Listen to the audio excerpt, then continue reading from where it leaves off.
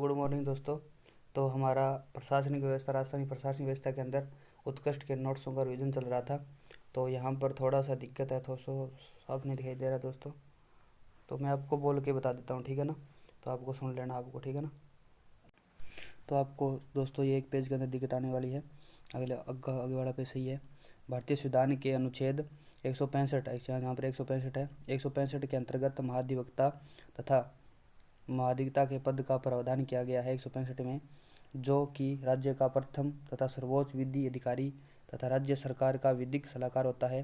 राज्य सरकार का दोस्त एवं राज्य सरकार की ओर से कानूनी मामलों में पैरवी करने वाला होता है, ठीक है ना, पैरवी करने वाला होता है।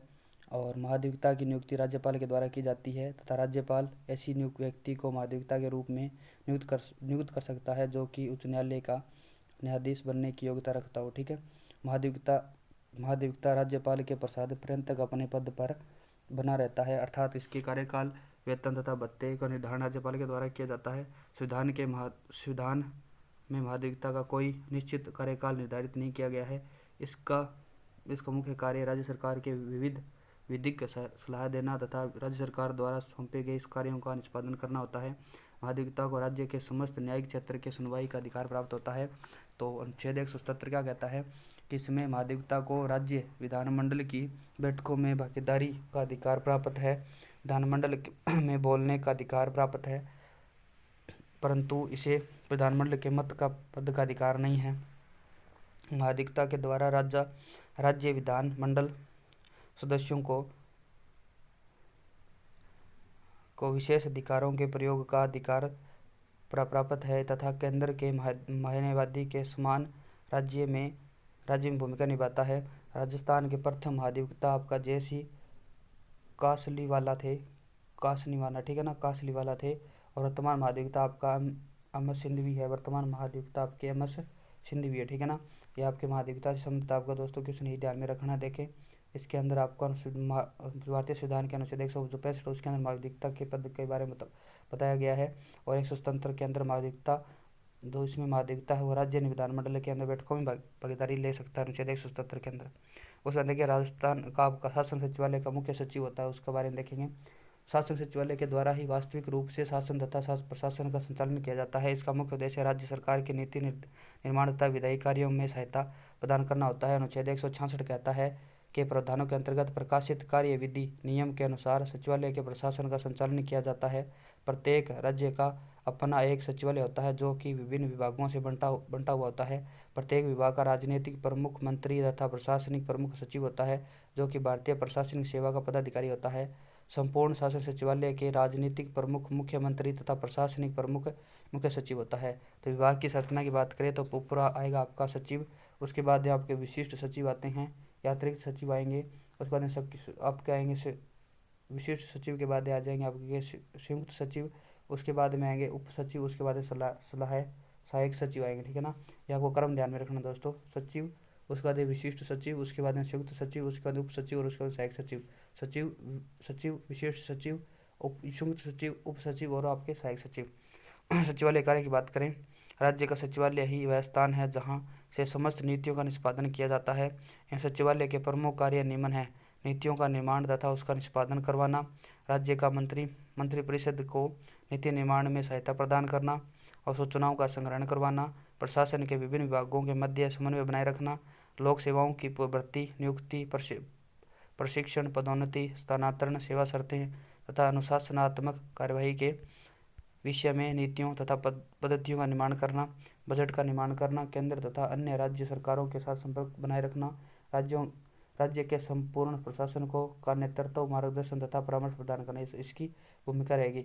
मुख्य सचिव देखें, शासन सचिवालय का प्रशासनिक मुख्य सचिव होता है, यह राज्य का सर्वोच्च लोक सेवक होता है। मुख्य सचिव का पद ब्रिटिश शासन की देन है। 1799 में तत्कालीन गवर्नर जनरल लॉर्ड वेलेस्ली के द्वारा मुख्य सचिव पद का सृजन किया गया था तथा GS बार्ले प्रथम मुख्य सचिव बने थे। मुख्य सचिव की नियुक्ति राज्य में मुख्यमंत्री के द्वारा की जाती है तथा मुख्यमंत्री मुख्य सचिव का चयन राज्य के भारतीय प्रशासनिक सेवा के अधिकारी की प्रतिष्ठा के आधार पर करता है।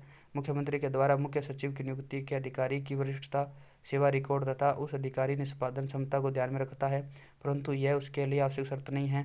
मुख्य सचिव का कोई निश्चित कार्यकाल नहीं होता है तथा इसका कार्यकाल मुख्यमंत्री के साथ संबंधों पर निर्भर करता है। राजस्थान में 13 अप्रैल 1949 को के राधाकृष्णन राज्य के प्रथम मुख्य सचिव बने थे, के राधाकृष्णन। और उसके बाद में आपके मुख्य जो वर्तमान के अंदर है वो आपके निरंजन आर्य है। सॉरी दोस्तों, उसके बाद में सीएम के सलाहकार होते हैं, निरंजन आर्य मुख्य सचिव हैं। और वर्तमान के अंदर आपके आईएएस अधिकारी है उष्मा शर्मा मुख्य सचिव है, ठीक है ना।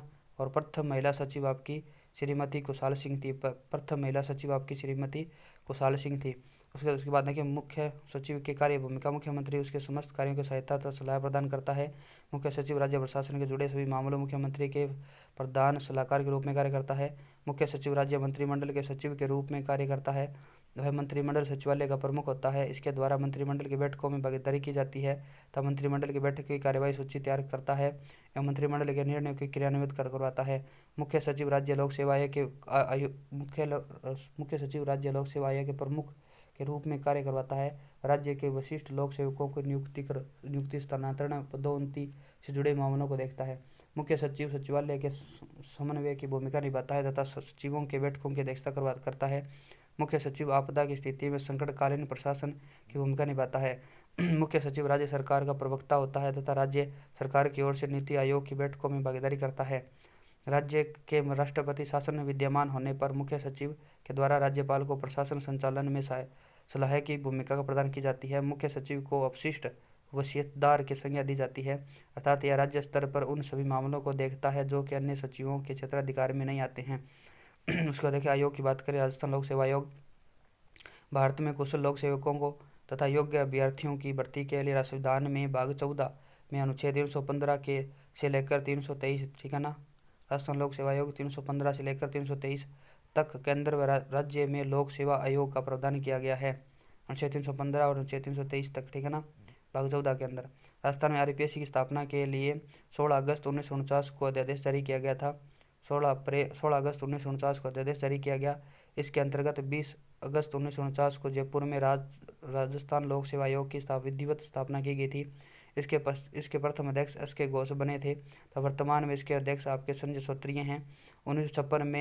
1956 के अंदर आपका सत्यनारायण राव समिति की सिफारिश पर राजस्थान लोक सेवा आयोग को स्थानांतरण अजमेर कर दिया गया तथा वर्तमान में अजमेर में कार्यरत है, ठीक है ना। 1915 में केंद्र तथा राज्यों में लोक सेवा आयोग का उपबंध किया गया है, अर्थात राजस्थान लोक सेवा आयोग का एक संवैधानिक निकाय है। संरचना की बात करें, राजस्थान लोक सेवा आयोग में एक अध्यक्ष तथा अन्य सदस्यों का प्रावधान किया गया है तथा इसके सदस्यों की संख्या तथा उनकी सेवा शर्तों का निर्धारण राज्यपाल के द्वारा किया जाता है। राजस्थान लोक सेवा आयोग में वर्तमान में एक अध्यक्ष तथा सात आपकी सदस्य का प्रावधान है। वर्तमान के अंदर इंपॉर्टेंट है, ध्यान रखना। और आरपीएससी के अंदर एक अध्यक्ष और 7 सदस्य रहेंगे। नियुक्ति अनुच्छेद 316 के अंतर्गत राज्य लोक सेवा आयोग के अध्यक्ष तथा सदस्यों की नियुक्ति राज्यपाल द्वारा की जाएगी। योग्यता क्या है? संविधान में कहा गया है कि आयोग के आधे सदस्य ऐसे होंगे जो भारत सरकार या राज्य सरकार के अधीन काम से कम 10 वर्ष तक काम करने वाले अनुभव रखते हों। कार्यकाल देखिए 6 वर्ष या 62 वर्ष आयु जो भी पहले हो तक माना जाता है। राज्यपाल को अपना त्यागपत्र देकर पहले भी पद से मुक्त हो सकते हैं, लेकिन इनकी दोबारी पुनर्नियुक्ति नहीं हो सकती है। पद से हटाना 317 के अंतर्गत कदाचार के आधार पर उच्चतम न्यायालय की जांच के पश्चात राष्ट्रपति के आदेश के माध्यम से हटाया जा सकता है। कदाचार की जांच के दौरान राज्यपाल के द्वारा अध्यक्ष अथवा सदस्य को निलंबित किया जा सकता है। ये आपको यानी हटा नहीं सकता राज्यपाल, लेकिन निलंबित कर सकता है दोस्तों, ठीक है ना। कार्य देखें, राज्य की प्रशासनिक, पुलिस, लेखा तथा सहकारिता संबंधी सेवाओं में भर्ती करवाना, राज्य के अन्य सेवाओं में नियुक्ति के लिए परीक्षाओं का आयोजन करवाना, राज्य सरकार को सिविल सेवाओं में भर्ती की पद्धति, नियुक्ति, अनुशासन कार्यवाही को लेकर परामर्श करना, राज्य लोक सेवा आयोग के अध्यक्ष व सदस्यों को में पेंशन वेतन भत्ते राज्य की संचित निधि से भरित होते हैं। रिपोर्ट या प्रतिवेदन देखें, 323 के अंतर्गत राजस्थान लोक सेवा आयोग अपना प्रतिवेदन राज्यपाल को प्रदान करता है, जिसे राज्यपाल विधानमंडल के समक्ष रखवाता है। राज्य मानवाधिकार आयोग की बात करें तो मानवाधिकारों के अंतर्गत मनुष्य के उन समस्त अधिकारों को शामिल किया जाता है जो उसके गरिमापूर्ण ढंग से जीवन व्यतीत करने के लिए आवश्यक हैं। सर्वप्रथम 10 दिसंबर 1948 को संयुक्त राष्ट्र महासभा के द्वारा मानवाधिकारों की विश्वव्यापी घोषणा की गई थी। तभी से प्रतिवर्ष 10 दिसंबर को अंतर्राष्ट्रीय मानवाधिकार दिवस मनाया जाता है। भारत में मानवाधिकारों के संरक्षण के लिए संसद के द्वारा 1993 में मानव संरक्षण अधिनियम पारित किया गया था। इसी के अंतर्गत केंद्र और राज्यों में मानवाधिकार आयोग का प्रावधान किया गया है। इस प्रकार मानवाधिकार आयोग एक गैर संवैधानिक कानूनी वैधानिक तथा सांविधिक संस्था है। राज्य में मानवाधिकार आयोग अधिनियम 1993 के तहत 18 जनवरी 1999 को राज्य सरकार के द्वारा राज्य मानवाधिकार आयोग का गठन किया गया था। राज्य मानवाधिकार आयोग संरक्षण अधिनियम 1993 के तहत 18 जनवरी 1999 को राज्य सरकार द्वारा राज्य मानवाधिकार आयोग का गठन किया गया था की अधिसूचना जारी की गई तथा इसी के अंतर्गत मार्च 2000 में जयपुर में राज्य मानवाधिकार आयोग का गठन किया गया। इसकी प्रथम अध्यक्ष श्रीमती कांता भटनागर थी। वर्तमान अध्यक्ष आपके गोपाल कृष्ण व्यास है, जो पूर्व न्यायाधीश थे। इनके द्वारा केवल राज्य सूची व समर्थित सूची से संबंधित एवं जिससे गठित हुए 1 वर्ष से अधिक समय न हुआ हो।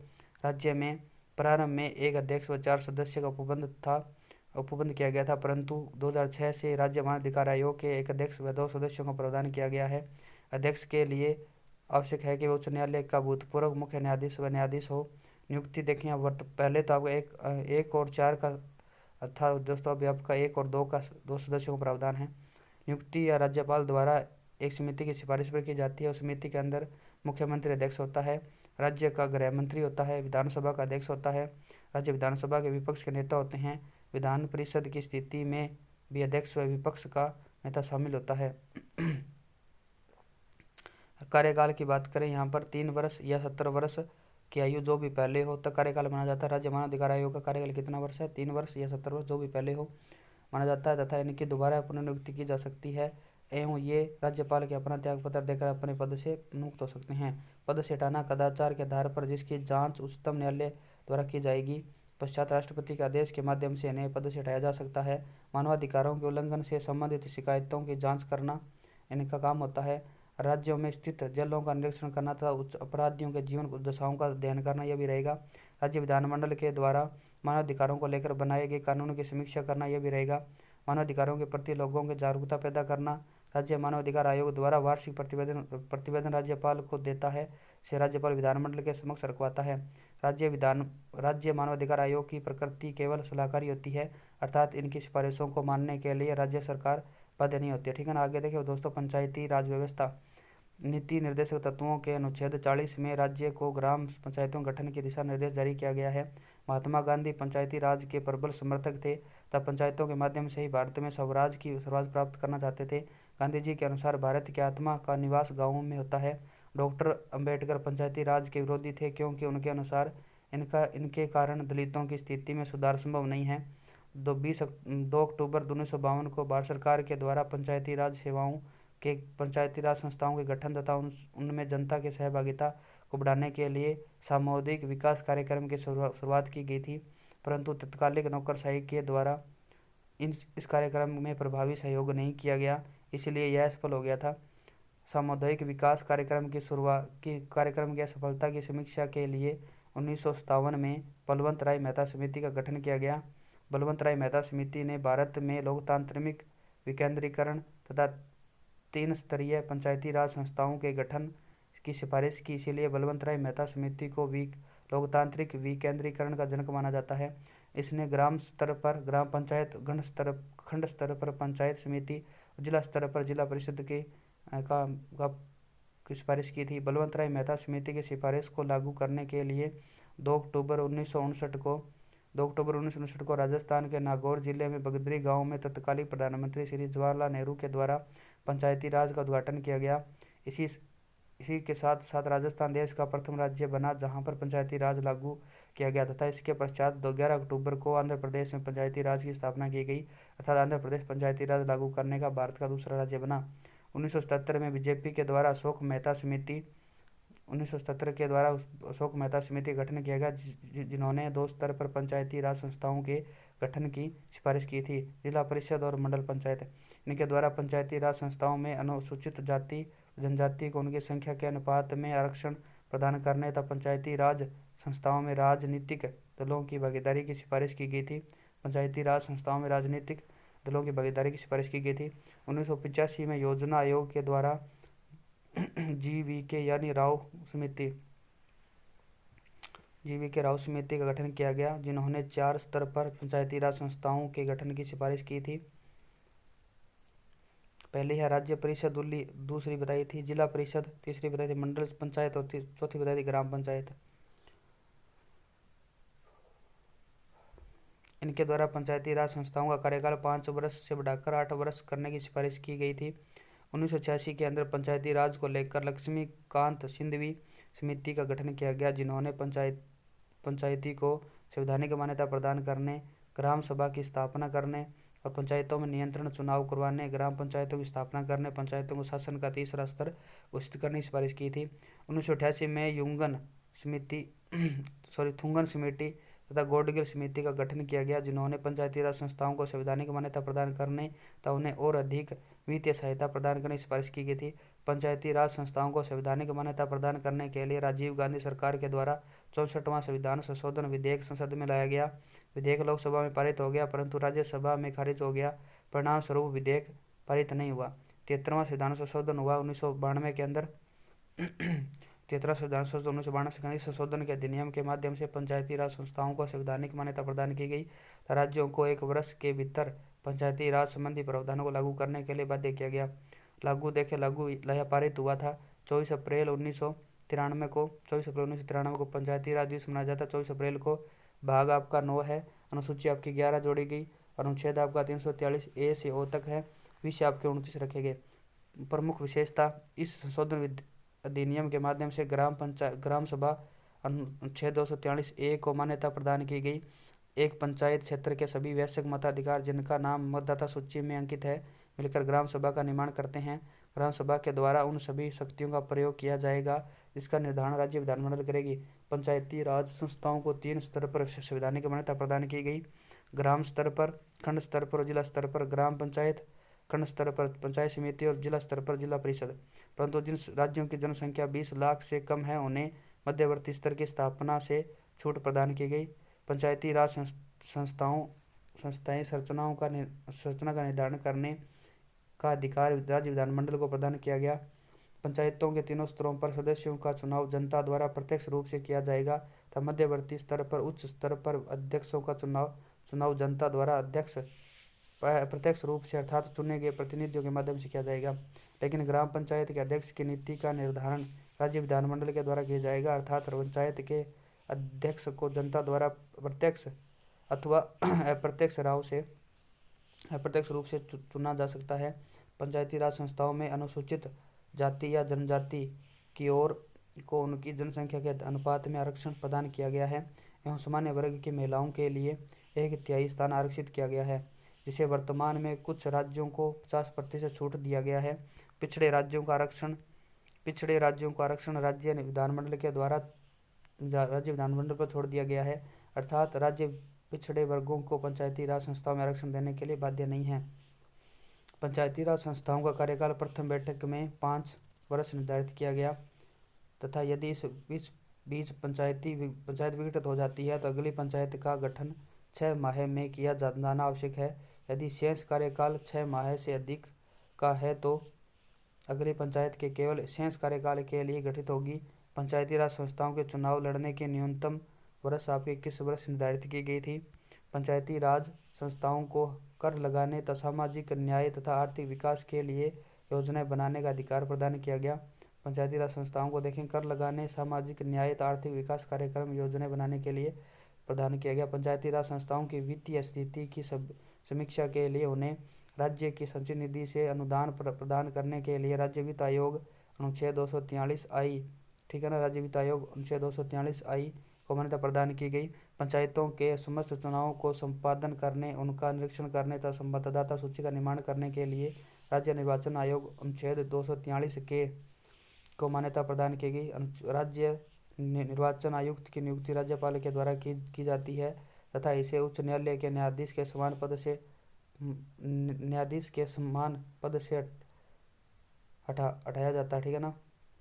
पंचायती राज संबंधी प्रावधान अनुसूचित क्षेत्रों तथा जनजाति क्षेत्रों मिजोरम, मेघालय, नागालैंड, दिल्ली, मणिपुर, पर्वतीय भागों, पश्चिम बंगाल, गोरखलैंड क्षेत्र आदि में लागू नहीं होंगे, परंतु संसद कानून के माध्यम से पंचायती राज से संबंधित प्रावधानों को अनुसूचित क्षेत्रों में लागू कर सकती है। संसद के द्वारा इस संबंध में दिलीप सिंह भूरिया समिति की सिफारिशों पर 1996 में पंचायती राज अनुसूचित क्षेत्र विकास विकास अधिनियम पेशा का निर्माण किया गया, जो कि वर्तमान भारत के 10 राज्यों में लागू है। अगर देखिए राजस्थान में पंचायती राज का विकास स्वतंत्रता के पूर्व बीकानेर राजस्थान की प्रथम देशी रियासत जिसके द्वारा पंचायती राज लागू किया गया, और स्वतंत्रता के पश्चात 1953 में राजस्थान ग्राम पंचायत अधिनियम पारित किया गया, और 2 अक्टूबर 1959 को राजस्थान के नागौर जिले में बगदरी गांव में पंचायती राज का उद्घाटन किया गया था। राजस्थान देश का प्रथम राज्य बना जहां पंचायती राज संबंधी प्रावधानों को लागू किया गया। इस समय राजस्थान राज्यपाल गुरुमुख निहाल सिंह थे और मुख्यमंत्री मोहनलाल सुखाड़िया थे। राजस्थान में 1959 में पंचायत समिति तथा जिला परिषद अधिनियम पारित किया गया। समितियां देखें उसके अंदर 1964 के अंदर आई थी आपकी शादी कलिक समिति, 1973 के अंदर गिरधर लाल ये व्यास समिति, 1990 के अंदर आपकी हरलाल सिंह खर्रा समिति, 1909 में कटारिया समिति, 1910 के अंदर वी.एस. व्यास समिति आई थी, ठीक है ना। 1964 में शादी कलिक समिति आई थी, 1973 में गिरधारी लाल व्यास समिति आई थी, 1990 के अंदर हरलाल सिंह खर्रा समिति आई थी, और 2009 के अंदर कटारिया समिति, और 2010 में वी.एस. व्यास समिति आई थी, ठीक है ना। इनकी सिफारिशों पर कृषि, प्राथमिक शिक्षा, चिकित्सा तथा स्वास्थ्य, सामाजिक न्याय व अधिकारिता, महिला एवं बाल विकास विभाग पंचायती राज को प्रदान किए गए। तो इन सभी समितियों की सिफारिश पर दोस्तों जो पंचायती राज उसको कृषि संबंधित, प्राथमिक शिक्षा संबंधित, चिकित्सा संबंधी, स्वास्थ्य, सामाजिक न्याय और अधिकारिता, महिला व बाल विकास विभाग पंचायती राज को प्रदान किए गए।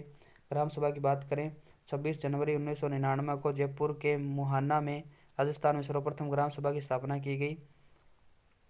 ग्राम सभा में एक पंचायत क्षेत्र के ऐसे सभी वयस्क मतदाता सम्मिलित होते हैं जिनका नाम मतदाता सूची में अंकित होता है। ग्राम सभा की अध्यक्षता सरपंच के द्वारा की जाती है। ग्राम सभा की बैठकें सरपंच के द्वारा ही बुलाई जाती है। ग्राम सभा का कोरम 1/10 सदस्य होता है। ग्राम सभा की बैठकें 26 जनवरी, 1 मई, 15 अगस्त तथा 2 अक्टूबर को के 15 दिनों की अवधि में बुलाया जाना अनिवार्य है। अर्थात ग्राम सभा की वर्ष में 4 बैठक अनिवार्य होनी चाहिए, ठीक है ना। 15 दिनों की अवधि में बुलाया जाना अनिवार्य है, ठीक है ना। 26 जनवरी, 1 मई, 15 अगस्त और 2 अक्टूबर को बैठकें होती है, ठीक है ना। और एक वर्ष में 4 बैठकें बुलाई जानी जरूरी है। ग्राम विकास की सभी योजनाओं का क्रियान्वयन तब मूल्यांकन ग्राम सभा के द्वारा किया जाता है, जो कि संवैधानिक मान्यता प्राप्त पंचायती राज की सबसे छोटी इकाई होती है, ठीक है ना। ग्राम सभा सबसे छोटी इकाई है। जनवरी 2000 में राजस्थान में वार्ड सभाओं का गठन किया गया, जिसकी अध्यक्षता वार्ड पंच के द्वारा की जाती है तथा इसकी बैठक वार्ड पंच के द्वारा बुलाई जाती है। वर्ष में 2 बार वार्ड सभा की बैठक होना आवश्यक होता है। वार्ड सभा राजस्थान के पंचायती राज की सबसे छोटी इकाई है। 73वें संविधान संशोधन 1992 को राजस्थान में 23 अप्रैल 1994 को ग्रामीण पंचायती राज अधिनियम के माध्यम से लागू किया गया था। 3 स्तर पर पंचायती राज संस्थाओं को संवैधानिक मान्यता प्राप्त है। तो देखिए पहले ही आपकी गठन ग्राम पंचायत, पंचायत समिति और जिला परिषद। गठन की बात करें तो पंच, उप सरपंच और सरपंच होता है, और इसके अंदर सदस्य और उप प्रधान तथा प्रधान होता है। सदस्य जिला परिषद के अंदर उप जिला प्रमुख तथा जिला प्रमुख होते हैं। अध्यक्ष की बात करें यहाँ पर तो ग्राम पंचायत का अध्यक्ष सरपंच होता है, पंचायत समिति का प्रधान होता है और जिला परिषद का जिला प्रमुख होता है। अध्यक्ष का चुनाव वैश्विक मताधिकार के आधार पर जनता द्वारा होता है सरपंच का, और प्रधान का आपस के निर्वाचन सदस्यों के द्वारा होता है, और इनके आपस के निर्वाचन सदस्यों के द्वारा किया जाता है जिला प्रमुख का। उपाध्यक्ष की बात करें, उप सरपंच होता है, उप प्रधान होता है और उप जिला प्रमुख होता है। उपाध्यक्ष निर्वाचित पंचों द्वारा किया जाता है, निर्वाचित सदस्यों के द्वारा किया जाता है, निर्वाचित सदस्यों के द्वारा किया जाता है। उसके बाद देखिए सदस्यों का चुनाव वैश्विक मताधिकार प्रत्यक्ष रूप से होता है, और इनका भी वैश्विक मताधिकार प्रत्यक्ष रूप से होता है। कार्यकाल प्रथम बैठक से 5 वर्ष तक होता है। इनका भी कार्यकाल प्रथम बैठक से 5 वर्ष तक, इनका भी कार्यकाल बैठक से 5 वर्ष तक। सदस्य संख्या की बात करें तो इसके अंदर 9 होती है। इसके अंदर आपकी जिला जो आपकी पंचायत समिति है इसके अंदर 15 होती है, और जिला प्रमुख के अंदर 17 होती है। बैठक की बात करें 15 दिन में एक बार होती है, और आपकी पंचायत समिति 1 माह में 1 बार होती है और जिला प्रमुख की 3 माह में 1 बार होती है। गणपूर्ति इसके अंदर 1/3 सदस्य होना जरूरी है, इनमें भी आपका 1/3 सदस्य 1/3 सदस्य होना जरूरी है। सरकारी प्रतिनिधि की बात करें तो जो पंचायत समिति पर आपका जो ग्राम पंचायत पर आपका ग्राम सेवक या ग्राम सचिव अधिकारी विकास अधिकारी होता है, जबकि पंचायत समिति पर खंड विकास अधिकारी BDO होता है और जिला प्रमुख पर आपका मुख्य कार्यकारी अधिकारी CEO होता है। त्यागपत्र देखिए पंच उप सरपंच तथा सरपंच खंड विकास अधिकारी देता है। पंच आपको उप सरपंच को देता है और उप सरपंच आपका सरपंच को देता है।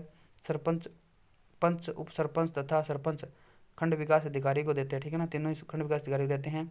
उसके बाद इसके जो सदस्य हैं उप प्रधान को देते हैं, उप प्रधान और प्रधान को तथा प्रधान आपका जिला प्रमुख को देता है। सदस्य उप प्रधान को देते हैं और उप प्रधान आपका प्रधान को देता है और प्रधान आपका जिला प्रमुख को देता है। तो पंच आपके उप सरपंच को और उप सरपंच सरपंच को, तो सरपंच आपका खंड विकास अधिकारी को देता है, ठीक है ना। इसी प्रकार सदस्य की बात करें, यहाँ पर उप जिला प्रमुख को देता है और जिला प्रमुख आपका संभागीय आयुक्त को देता है। तो ये आपके दोस्तों ठीक आपकी माध्यमिकता और उसके बाद में आपका सचिवालय कंप्लीट किया था। उसके बाद में आपकी ग्राम पंचायत स्थानीय स्वशासन को देखा था दोस्तों। तो इस प्रकार हम मिलते हैं नेक्स्ट वीडियो के अंदर, तब तक के लिए जय हिंद जय।